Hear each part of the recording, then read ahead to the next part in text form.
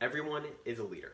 It is inevitable. You are or will be influencing someone in a certain direction at one point or another. The question to ask yourself is, what kind of leader will I be? My resolution is that proper leadership is leading by example. And I'll be explaining this in 3 different ways. First, I'll be explaining what is a good example, how do we set a standard. Second, I'll be talking about why poor leadership destroys the team, why it destroys your vision, and just persuade you from leading in a poor manner. And then I'll be talking about the benefits of leading by example and leading in a proper manner. But first, before I go into that, I want to just define a few terms. Well, first of all, and these are all defined by Merriam-Webster's dictionary. And first, when we defining leadership is the act or instance of leading. Now, what that causes us to do is now we got to define leading, because leadership is leading, but now we got to define what leading is. And leading is providing direction or guidance. And now I just want to define an example real quick as an instance such as a problem to be solved, serving to illustrate a rule or precept, or to act as an exercise in the application of the rule. In other words, setting the standard of where the boundaries are. So being an example is all about attitude and determination. And how are you going to get that vision done? How are you going to show your team how to get that vision done? And so if I take this picture of a house, now poor leadership is saying, hey, build this house.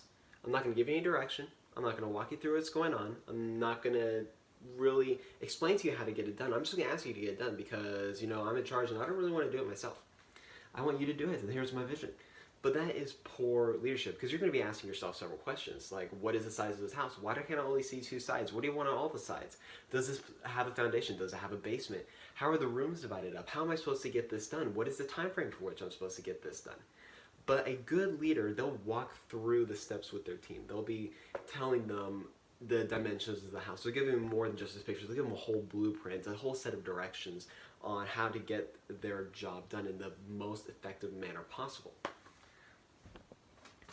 So then, what is poor leadership? Poor leadership just destroys your reputation, because poor leadership does not give a good example. It does not encourage a team, and it sets different rules for the members and the captains.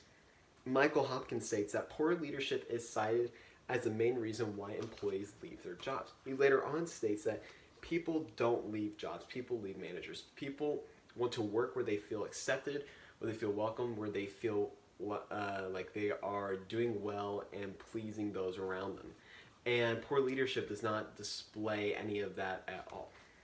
So then, why is leading by example a good trait? Well, leading by example is a good trait because it encourages others to want to follow you. People want to follow people that they set on a pedestal in front of them. People that are an example for how they think that they should be doing their job or thinking how they should live. And so Victor Littman writes, he is a writer and a researcher on management, and he states that it's difficult to resent managers who roll up their sleeves and wade into the trenches when they need to, and who share the same sacrifices that a team does. So good leaders are going to be there working with the team. They're going to be there side by side, teaching them, growing them, and encouraging them while they're doing their jobs. And so, just concluding March, I just wanted to say that leadership should always lead by example. Good leadership is those people who encourage their team, who work with their team, who take the same sacrifices as their team. Poor management alienates their team, people quit on them, and they just aren't able to accomplish their vision in the same way. And leadership and influence is inevitable, but how you harness it determines how you will accomplish your vision in the workplace. Thank you.